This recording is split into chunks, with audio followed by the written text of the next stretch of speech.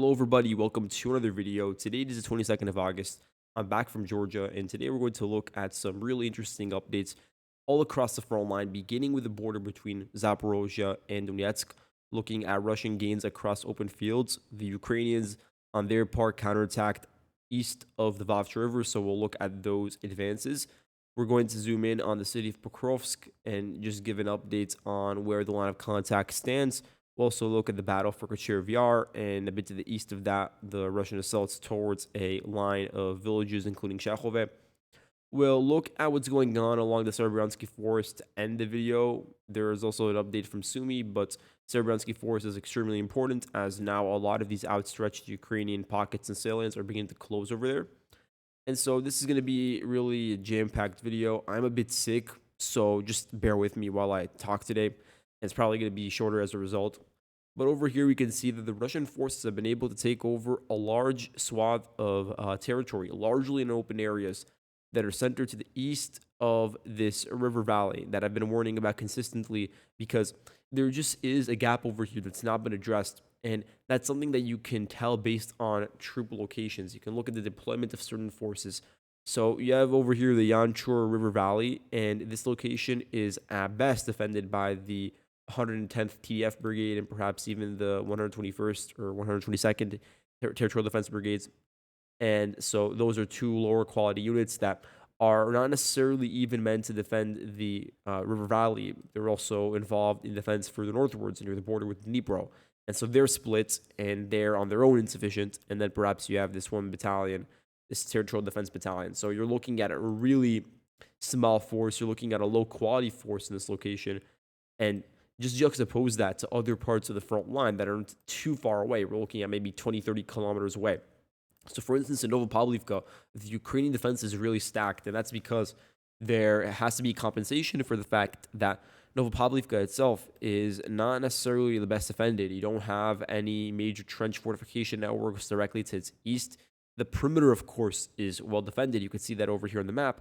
But we have here, look at it, about 6 kilometers of territory that's just completely open between the current line of contact and the perimeter of the city. And then to the south, you have the same story. You don't have many populated areas, Filia being one of the only that I can see on the map over here. And then you have just a couple of horizontal trenches over here, but it's completely insufficient against a combined assault, especially one that would come from the east and south concurrently. And we'll get to that in a moment. But what I'm trying to say over here is that the Ukrainians had no choice but to redeploy large amounts of forces, both to engage in frontline activity, and that includes counterattacks towards Udachne, for instance, or Horikovo recently. And so that way they're sort of isolating the movement and ensuring that it remains along the border regions instead of pushing deeper, and then also beefing up the rear. And so the Ukrainians have no choice but to increase their deployments in these locations. And same thing with Ivanivka and Havrylivka. They want to ensure that these two large towns remain under their control, and they want to use them as a base to, first of all, anchor the front line across the Vaftra River, and that way the line sort of just dies down and the Russians can't really blossom past the natural water barrier. But it can also be used as an outpost to cross over the river and launch the counterattacks that we see over here on the map. And so this is another location that does have a sizable Ukrainian garrison. Where we don't have the same sort of resemblance would be further southwards. And we're looking at a span of the front line that just very crudely, it amounts to like 30 kilometers. So we're looking at a 30-kilometer line that isn't the best when it comes to its sort of manpower. There are a lot of huge gaps over here. And in the same way that with Novopavlivka, you have a lot of areas that are completely open and not necessarily the best defended. Something similar is also manifesting over here. You look at the areas to the east of Poltavka and Novomikhailivka and Pavlivka itself over here. You have this whole line of villages that are rather exposed because you look at the defenses that were built over here. The Ukrainians set up their defense with the intention of defending against Russian attacks that will be coming from a southern direction. They were expecting and anticipating the Russians to launch assaults directly along the river valley rather than coming in and hooking with an attack from the east. That was completely unforeseen because at the time when these defenses were built by the Ukrainians a year and a half ago, there wasn't the same sort of dynamic across the front line, wherein the Russians controlled Velika Novosilka and various other villages across the Mokrali River Valley. So now the situation is just completely flipped. The Russians exploited massive gaps in the Ukrainian line throughout, 2024 that we talked about, and now they have this ability to sort of turn their attention east, or rather westwards in this case, turn their attention westwards and begin flanking all of the defenses built by the Ukrainians that were meant to ensure that Zaporizhzhia itself wasn't compromised. That the remaining, what is it, like 26% of the oblast can remain steadfast and hold out against Russian frontal assaults. But this is why the attacks aren't coming from a frontal direction, they're actually coming in from the east. So over here, the Russians were able to seize what amounts to 22 square kilometers. So we're looking at a really large advance, and the maximum extent horizontally would be about 6 kilometers westwards. So that is an important advance. Over here, they're pretty close to taking over the village of Olhivske, and Olhivske is rather isolated from the main Ukrainian garrisons around Poltavka or Ochotnice, and so it's certainly in a compromised position. And besides that, you just have this entire area over here, this massive corridor of open fields before arriving at the next line of anti-tank ditches that are meant to defend against the immediate vicinity surrounding the onshore river valleys. So naturally, there will be some defenses, but everything to the east over here is just completely open. And these are regions that the Ukrainians have not invested in when it comes to, a large deployment of forces or building up trenches in the individual tree lines over here. Not anything unified, at least. And then the drone crews over here aren't necessarily the most active, although it's given the fact that you don't have much infantry, it's incumbent upon those drone crews to do everything in their ability to just stave off Russian attacks and pick off Russian soldiers as they make these sort of cutting edge breakthroughs. We just haven't seen any of that yet in this location. So yes, I do think that this is a really important advance, and it would go hand in hand with the capture of most of Malinivka in recent weeks, as the Russians do try to close in on this entire river valley line. I do think that it's just sort of going under the radar because there are many other Russian advances over here. And at the same time, because the Russians are exploiting a gap that's rather open, they're not necessarily focusing on clearing out this pocket over here. You have a bit of a salient that's now being created in between Obratny to the line of contact to north of Volhivska. This region is more fortified because this is basically the beginning of the Zaporizhzhia line that we're talking about. Just to give you guys a reference, the Zaporizhzhia line is multifaceted. You have the one that's about 5 to 10 kilometers away from the line of contact, depending on what you're measuring. And then you have the rear line that's meant to be a backup and defend areas like Omelnik, and also to a certain degree the border with Dnipro, and then also prevent attacks towards Zaporizhzhia city itself, which is its own line in its own rights that we can look at later. But over here, we're zooming in on the closest line to the front line and to the fighting right now. And so the Russian forces are circling in from the north and south and just trying to squeeze the Ukrainians out rather than storming it directly by pushing in from the east and taking over the individual defenses here. So they're just focusing on areas that are a bit more peripheral, either to the north or south in that case. You can see over here that near the border between Dnipro and Zaporizhzhia, the Russians captured 10.2 square kilometers of territory. Again, a really significant advance when it comes to the amount of territory captured, and also a vertical advance of 5.2 kilometers northwards. You can see that the video over here that backs this up is from August 20th. It's of the 57th Motor Rifle Brigade. I know they're somewhere over here. Yeah, you can see them. They've played a huge role in the capture of the village of Novoherhivka. And so now the Russians can actually anchor their advance due to the capture of this hamlet and utilize the basements to then just branch out. And again, all of the advances over here are sort of coalescing around the village of Komishuvacha, which is a really important immediate target for the Russian side because they want to take over the remaining parts of Donetsk Oblast over here. They want to get rid of the Ukrainian defensive network that includes a lot of dugouts in this area and anti-tank ditches. And from there, it becomes more so of an open season on the areas south of the Vaftra River because you're looking at regions that are not necessarily the most well defended. You're looking at about a 14-kilometer span of the front line between the river and the border with Zaporizhzhia and Dnipro. And the only major defensive fortifications would be the second Zaporizhzhia line, the rear Zaporizhzhia line, which is, again, meant to defend against sort of frontal assaults coming from the south whereas the Russian push will again have be coming from the east and could largely avoid the Ukrainian defenses over here if it occurs in villages like Vorone or Horosha or Sosnivka that are not even connected to the defensive network to the south, if that makes sense. So just to focus on Komishuvacha again, the Russian forces are closing in from the south. They're also closing in from the southeast with this capture of 9 square kilometers of territory, and this amounts to a diagonal advance of about 4 kilometers northwestwards. In the process, the Russians have taken over a large span of open fields and some of those anti-tank ditches. They've also taken over all of Malivka by now, which amounts to 1 square kilometer of territory. You're looking at a horizontal advance of about 1.2 kilometers westwards. And as a result, there is this encirclement maneuver going on to sort of squeeze out the Ukrainians that remain over here that are from, I would say, the 15th Battalion of the 128th Brigade, for instance, or the 17th National Guard Brigade, probably. That's the unit most associated with this part of the front line. But you also do have a lot of support from the 110th Mechanized Brigade trying to, first and foremost, just hold the line. And they were involved in some of the counterattacks near Sichneve a couple of weeks ago, but they're trying to hold out over here just to the west of Malivka. And this is where you begin to see that there's an increase in the Ukrainian troop density as you go further and further northwards over here, because then you have like units like the 31st Brigade or 141st, and they're already active and have a track record of active defense and sometimes even countering Russian assaults. So, as you guys can see, the main point with all of this is that the Russians are closing in from 3 directions on Kumyshyvacha, and then that can open the gates for crossing the border into Dnipro towards areas that are rather open and exposed. Now, looking at the Vaftra River Valley and the areas to the east of the river, the Ukrainians in recent days have been on this sort of village hopping campaign. It included the capture of Andrivka Klevtsove, which we talked about in an earlier video, and we also looked at the capture of Alexander Hrad by the 141st Brigade. So that was a coordinated assault that occurred around the same time. But since then, the Ukrainians from the 5th Heavy Mechanized Brigade and 37th Marine Brigade have coordinated and pushed even further eastwards, taking back the villages of Tolstoy and Zeleny High.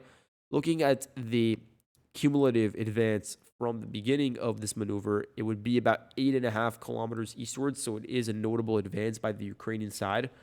You can see how, based on the arrows over here, they were able to sort of organize their forces in the forested regions that are just to the west of the river and do so in a way where they weren't spotted immediately by Russian reconnaissance. And then from there, they stormed the village, which was a bit outstretched for the Russian side because they just captured it.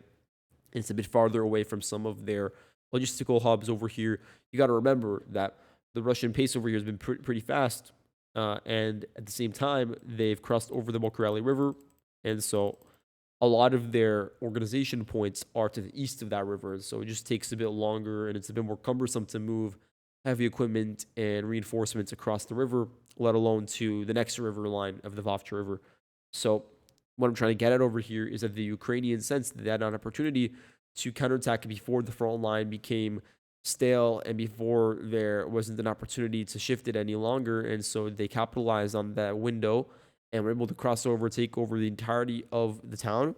And then from there, advanced along the highway and did so without much Russian resistance. Again, the Russian line over here was rather thin, despite the fact that the 36th Motor Rifle Brigade has done, a pretty good job capturing village after village over here, hopping from one to the next.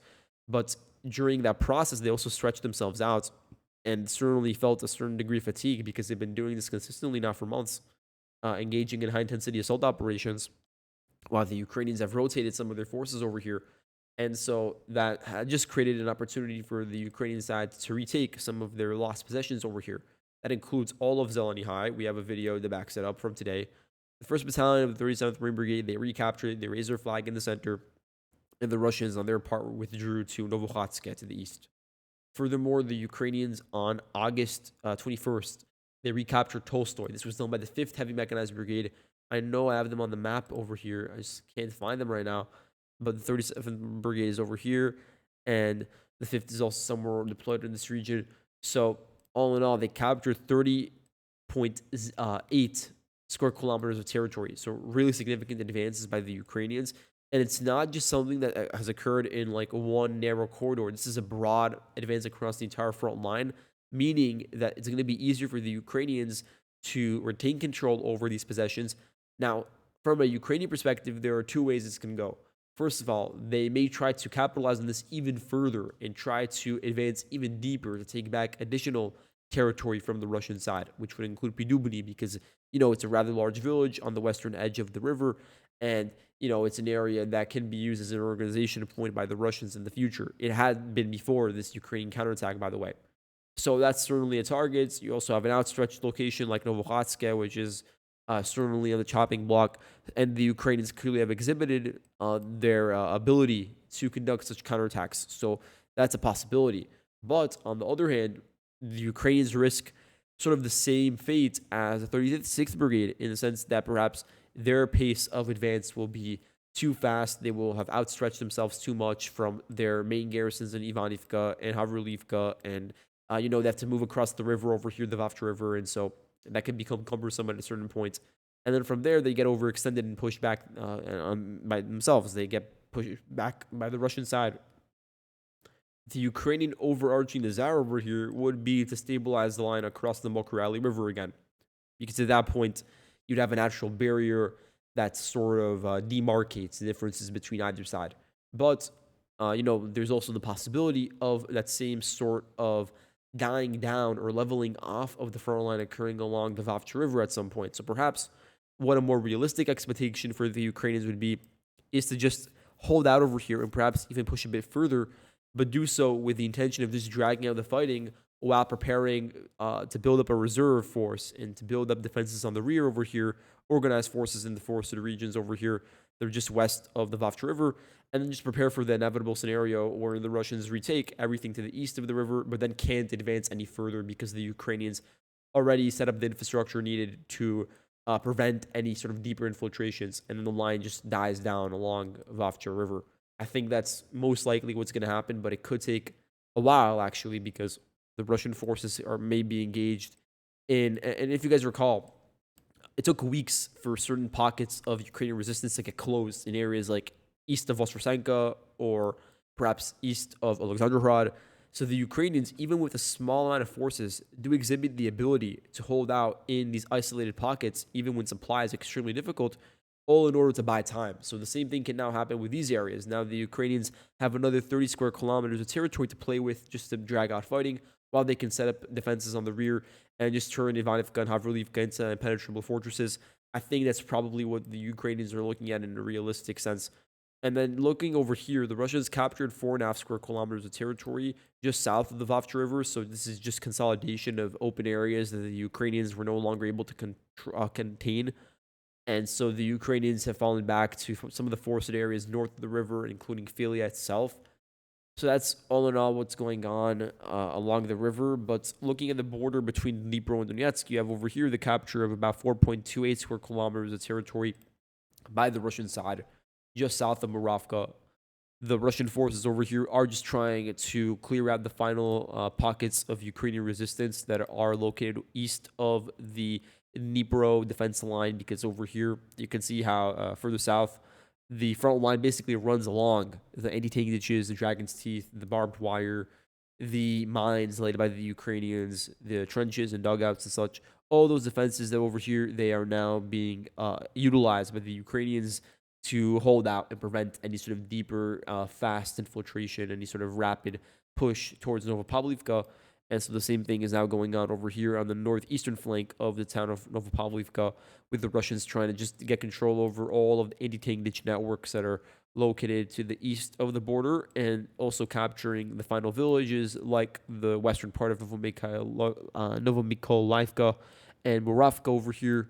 And then from there, they'd have this sort of leverage and control over key fortresses, including a paved road that runs into Novopavlivka from the northeast.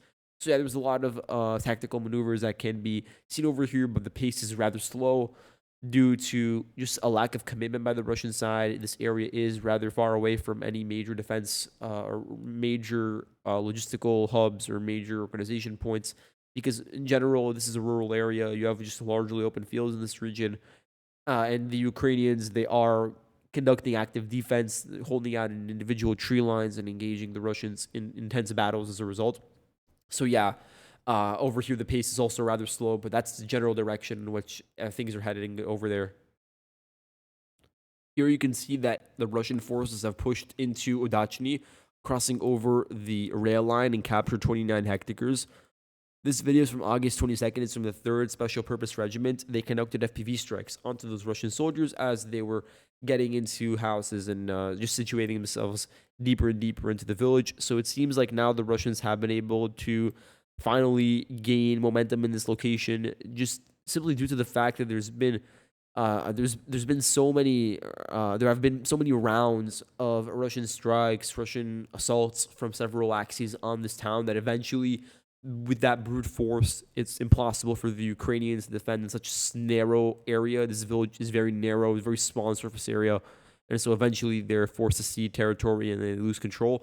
That's what we're seeing right now with Udachne, with now the majority of it falling into Russian hands, but there are still pockets of resistance in the north, into the west. So the story over here is not over. The Ukrainians are really fighting tooth and nail with the 3rd Regiment, but also with the 59th Brigade as well. So certainly a battle to keep an eye on. But what's more relevant right now is the fact that in Pokrovsk, the situation has become more clear. It's more lucid now. The Russian side has been unable to solidify control over their DRG advances. The presence of DRGs in Pokrovsk has diminished significantly. We had at sort of its zenith the movement of DRGs across defenders of Ukraine streets into the center of the city, almost near some of the key parks, like this one over here. I don't know what it's called, but you had DRG movement near Saborny Square. You had movement near some of the key apartment buildings over here, including a bit to the southeast, the Zaporizhzhia district, and a couple of other micro districts that we named out, all across this sort of southeastern ledge. You also had the presence of DRGs in Troyanda and in the Jubilee Park, in this area northeast of Donetsk-Dnipro. There was this corridor that was used by them to advance along. Over here, it's called Vlitsia Privolna Road, and then from there, they made it to Defenders of Ukraine Street and branched out to the east. So there was just this very sort of streamlined approach that DRGs used to get into an area that was rather deep into the city. But because they were unable to capitalize on that, because after several weeks of those sort of movements, drone supplies are certainly not enough. Supply of ammunition, food, water, communication devices via drones simply is insufficient for a long period of time when you're looking at DRG crews that are rather isolated and get targeted by the Ukrainian side on their own turf, because the Ukrainians are more familiar and they're able to act in a more cohesive way because they are the ones that are largely in control of the city, and they're able to just sort of isolate and then individually clear out these DRG squads. And so it's not a sustainable sort of way to get control over a city if it's the end all be all. And so at a certain point, what the Russians had to do was capitalize on it by employing assault detachments from some of the other brigades that are deployed over here. And that could include utilizing armored vehicles if it reached that point, to just cross over large swaths of open fields over here, or to assert control over certain micro districts. Because now the Ukrainians have been able to reassert control because they were dealing with small squads individually and were able to just pin them down and take them out. And that's why I've changed the depiction on the map to show that 3.6 square kilometers were taken back by the Ukrainians, and they are now largely in control of the city of Pokrovsk, with the exception of the Kalanivka microdistrict in the areas to the east of Donetsk-Dnipro. So this region is still partially under Russian control, and it's partially in a gray zone. But besides that, the Zaporizhzhia district and all of those high-rises remain under Ukrainian control. The forested areas and parks that are south of the city are under Ukrainian control, and all these houses that are pretty close to the center of the city as well remain in firm Ukrainian hands as well. So that's a bit of an update from the Pokrovsk region. I've also just updated the gray zone over here to indicate that the Ukrainians have more solid control over areas that are to the east, or just running along the road between Dobropilya and Pokrovsk and Mirhorod. So I'm not sure if this road is actually being utilized. If it was, then it would have to be a really daring task. It would be extremely difficult to just run along ground zero from Belitska southwards to try to reinforce the pockets in Pokrovsk and Mirhorod and such, when there are other options available you look at the sort of extent of the pocket at this point, and there's about a 12-kilometer corridor, and so it's widened for the Ukrainian side. They've been able to widen their control over here, and they've been able to reduce the footprint of the gray zone that was sort of caused due to the influx of DRGs, meaning that they've been able to streamline their supply to a certain degree over here, which will improve the situation for their forces and allow them to continue fighting in these cities for additional periods of time. But to zoom in on the Kucher VR region, I want to give an update on the Torets River Valley and also on the battles for this salient. So, looking at what's going on here in Kucher VR, I'm aware of the reporting from the past 4 days that there was a Ukrainian attempt to encircle Kucher VR from Vilna and then also from some of the forested areas to the west of Shachove. Now, if that were to be the case, if there was actually to be such an encirclement, and if the Ukrainians had taken back Kucher VR and in the process taken perhaps dozens of POWs, we would have seen a certain indication either through geolocated footage, through reports from the Russian side, or even from a reputable Ukrainian source, but we just haven't seen that. So I've always been skeptical of that reporting, and I continue to remain steadfast in my belief that it's not true unless it gets proven otherwise. So for now, I believe that the front line has pretty much stabilized. There will, of course, be changes in the future, but at this current place in time, August 22nd, the line is much less fluid than it was a couple of days ago when the Ukrainians launched their counterattack and retook the entirety of Hruska, Vesele, Zolty Kolodiaz, Rubizhnia, Stepi, Vilna, and they're also making inroads towards Ivanivka and Novoshachove. But over here we have geolocation from August 18th of the 93rd Brigade, and they over here are just shelling the Russian side in a tree line to the northeast of Kucher Vyar, which helps us sort of understand where the current line of contact is situated around, meaning there are still some Russian forward elements deployed in these tree lines over here that are trying to create a buffer around Kucher Vyar, because as we've reiterated in the last video, Kucher Vyar is so important for the Russian side. They need this as an anchor in order to one day continue to exploit the salient. The loss of Kucher Vyar will allow the Ukrainians to have a forward position to organize and push further southwards and take back the entirety of the gains made by the Russian side, which amounts to roughly 50 square kilometers that still remains under their control. So that's why the Russian side is continuing to move in reinforcements to hold on to the corridor over here, including the western and eastern flanks, but then also all the way up to the town itself. And so that's roughly where the demarcation line is between either side. When you look at the Russian side's the force deployment over here, the entirety of the 51st Combined Arms Army has been redeployed to this region, basically from Poltavka to Novokonovichny. So just to give you guys an idea of how this sort of distance pans out, the 51st CAA, which is the successor to the 1st Army Corps, which is, of course, the DPR's accumulation of units, they're deployed around what amounts to 60 kilometers of the front line. And you can see over here the units that are involved in the advances towards Kucher Vyar and now in some of the defensive actions. So you have the 114th Motor Rifle Brigade, including the 88th Rifle Regiment, which is one of the key units involved in the frontline engagements. So they've been very active, in addition to the reinforcements from the 1st Motor Rifle Brigade. 132nd Motor Rifle Brigade as well has been very active around here, whereas the 39th has been involved in assaults towards Pankivka and Volodymyrivka. So let's zoom in on the developments over here, because it seems as if the Russians have shifted their focus to trying to just overrun this line over here, the Torets River line. And the fact that the Ukrainians were able to control this river line helped them significantly during the days in which the Russians had broken through the front line a bit to the west and were able to make it to Zolty Kolodiaz. The fact they retained control over here gave them the necessary base to ensure that the breakthrough remained very narrow for the Russian side and overextended, which then allowed the Ukrainians to put pressure from the flanks. And as a result, the Russians had to contract their positions. And so now the Russians are just looking at widening their base over here by taking over the villages running along this valley. So the Russian side, on their part, they captured all of Pankivka. This is a video indicating an advance of 1.26 square kilometers. This is from August 28th, the 4th Battalion of the Rubizh Brigade, the 4th National Guard Brigade. They conducted FPV strikes onto Russian infantry as they were making their way to Volodymyrivka, which remains under Ukrainian control. The Ukrainians are controlling several key hills that overlook the river valley, which they are, of course, also defending. So they are situated on one hill over here, roughly, that is supposed to just sort of overlook Shachove, for instance, and also the road leading to Sofivka. There's also some forested area over here that the Ukrainians retain control over. And this is supposed to be their anchor that defends against an attack from the east, which isn't really what's going on. We're not really seeing attacks from the east because the Russians can't organize a large force within this salient to do so. They are more so involved in defensive actions over here right now.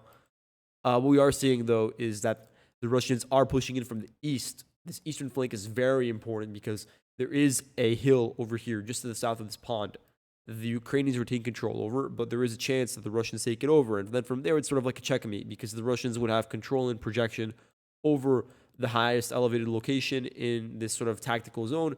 And from there, they'd not only create this sort of fire bag around the river valley, but they also just overlook it completely and narrow the corridor of escape over here that you guys see. And then from there, can fire towards the Ukrainian positions in Shachove, Sofivka, and Volodymyrivka. So the Russian forces have captured so far 1.57 square kilometers of territory over here. On August 18th, the 117th Mechanized Brigade, they conducted grenade drop operations using drones and also used FPVs to strike Russian soldiers as they were hiding in tree lines and dugouts, trying to make their way to the next line of Ukrainian defenses. Because, yes, this area is rather dense in Ukrainian defensive fortifications. There's also a pretty large deployment of Ukrainian forces, both infantry on the ground and FPV crews. So 117th is one of the forces that's involved in these vanguard operations, trying to contain the Russian advance. And the same thing would go for the 1st Battalion of the 82nd. The 3rd Battalion is fighting around Kocherov right now, but the 1st Battalion is defending over here. And you have also involvement from the 4th Battalion of the 4th National Guard Brigade, as we said before, and also the 25th Assault Battalion. So those are generally the units involved in the defense over here of this line. And there is a threat, as I was saying before, of the Russians capturing this region over here. This chunk of territory that on the high ground spans about 2 kilometers. And then from there, having a corridor that spans about 7 kilometers that would, put the Ukrainians in a very restricted position. The Ukrainians, they are trying to hold on and trying to double down on their defense over here because it's a way to just redirect Russian resources away from Zaporizhzhia, from Pokrovsk, from the corridor over here to Kocherov, and just sort of drag them out, drag out the fighting in these villages and their approaches. But they certainly are not going to withdraw without a fight over here because of the significance that I talked about, because the loss of this area would then give the Russians much stronger leverage across this corridor and it would widen it significantly. And then from there, the Russians would have a lot of opportunities that we can get into in later videos. But I think that's why we're now seeing the energy sort of shift a bit to the east, if that makes sense to you guys. Looking at the Costeneva direction, the Russians captured much of Alexandro Shultine. Over here, they captured 2.7 square kilometers of territory. Vertically, it's an advance amounting to about 3 kilometers northwards. And here we have geolocation from August 21st of the 36th Marine Brigade FPV strikes on houses over here. 36th Marine Brigade, if you guys recall, was deployed, and maybe it still is, but it was fully deployed previously to the Rusin Yar area, perhaps even to Yablonivka, so it was generally floating around here. But at least some of its elements have been redirected a bit to the east to engage with the just Russian resurgence in pace and their Russian captures of territory in the areas directly to the east of Costeneva, because we're now seeing that the Russians are beginning to exploit certain gaps in the Ukrainian line over here.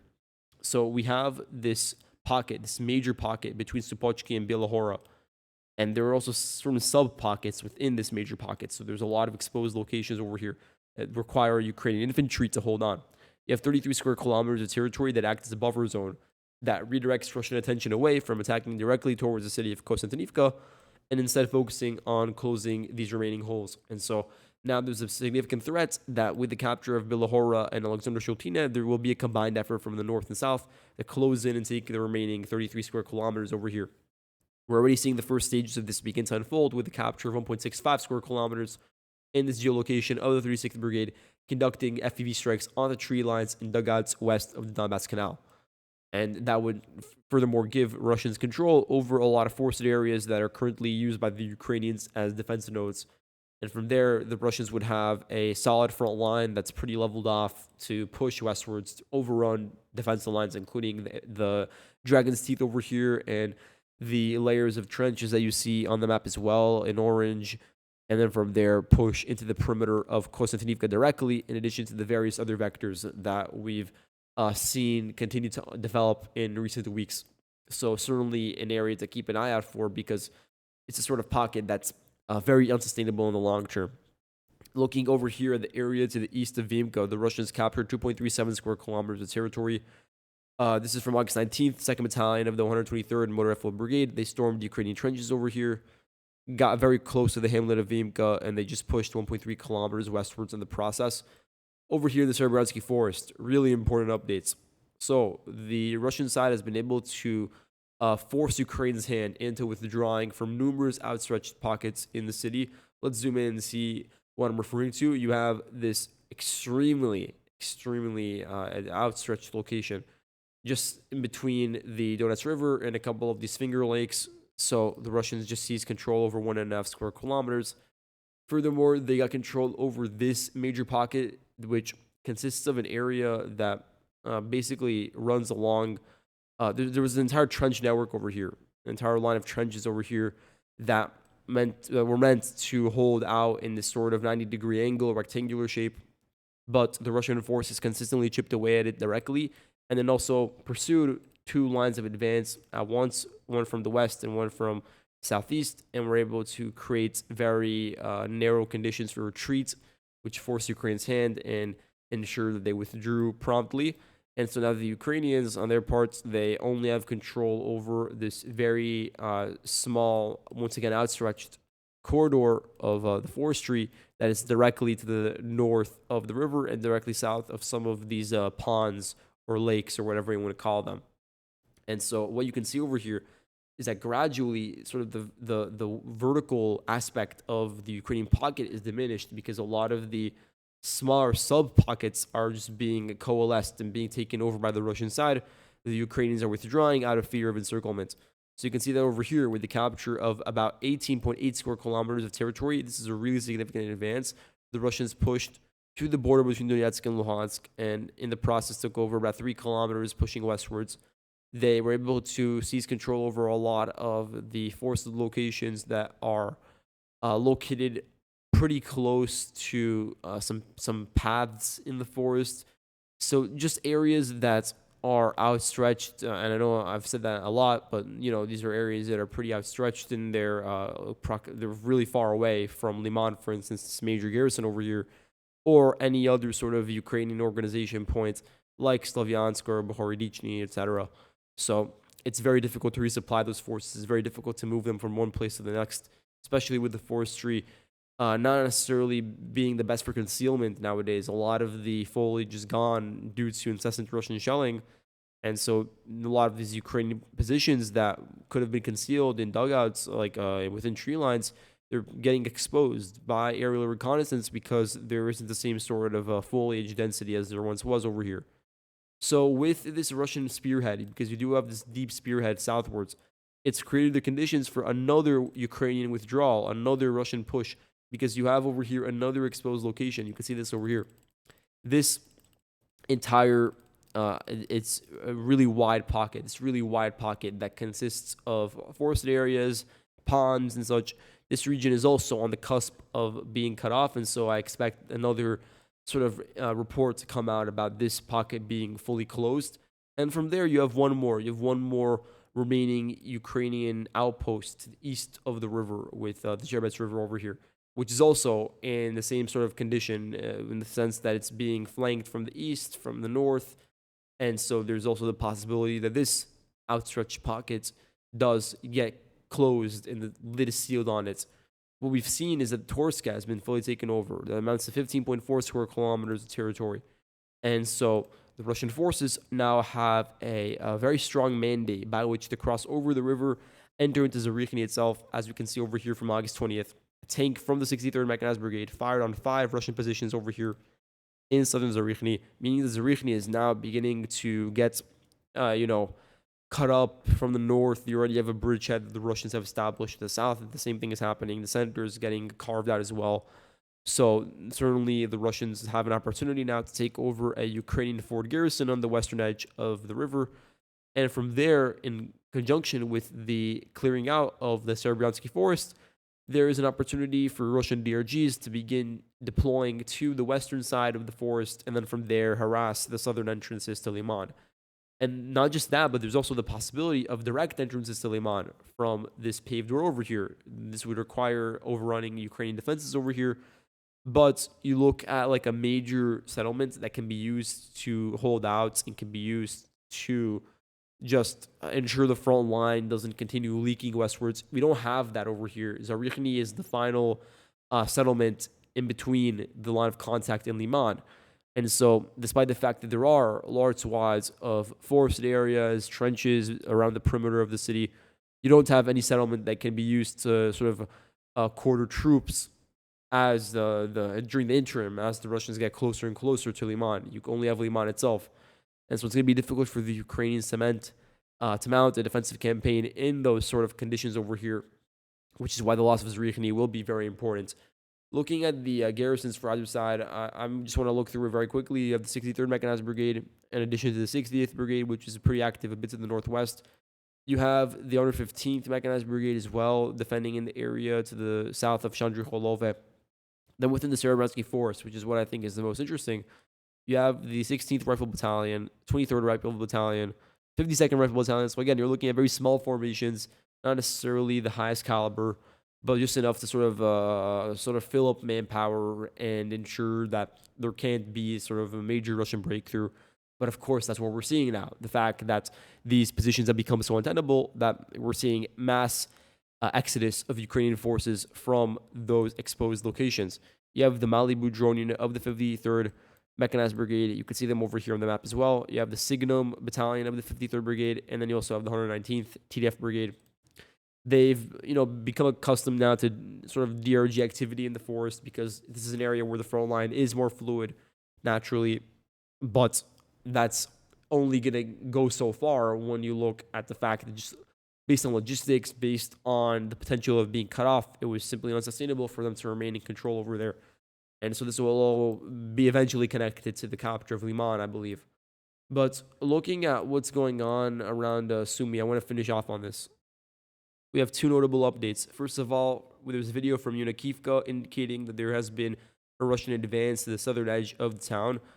The advance indicates that the Russians took 0.8 square kilometers of territory. This geolocation from August 21st shows the 95th Air Assault Brigade conducting FPV and grenade drops onto houses in southern Udachne, following the advance perhaps with the 83rd Brigade or some other Russian unit over here. Looking at the advance from a vertical perspective, they were able to push 1.5 kilometers southwards, crossing over the line that acted as sort of a demarcation point, which was the highway. And then from there, you have this paved road that also acted as a demarcation line running along the Loknaya River. The Ukrainians took advantage of these natural barriers and also the fact that the village is pretty large in surface area. The fact that, this area does contain a lot of basements, so it's easier for the Ukrainians to organize defense over here and continue dragging it out for a while. But nonetheless, the Russians have not been able to achieve this deeper advance, and as a result, cut the Ukrainian resistance in this village in two, because you have the southeastern outskirts that remain under their control, and then you have the southwestern portion of the town running along the Loknaya River. So those regions have to be cleared in order for the entirety of the village to fall into Russian hands. And then from there, you don't have any nearby villages. You just have completely open areas. You have Marine, you have the entire second line of defense that the Ukrainians are so desperate to retain under control and just create a big buffer around them to prevent the Russians from assaulting them directly. And at this point, given the Ukrainian counterattacks occurring directly north of this line, I think the only feasible way that the Russians can even reach this line would be through Udachne and through exploiting this eastern flank that's a bit less, I suppose, tended to compared to the area to the west.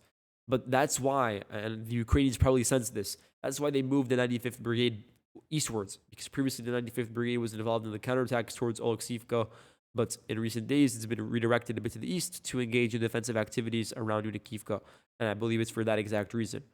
Now, over here we have, once again, further indication of a Ukrainian counterattack. 4.37 square kilometers of territory was captured. This video is from, let's see, it's from Russian airstrikes, August 21st.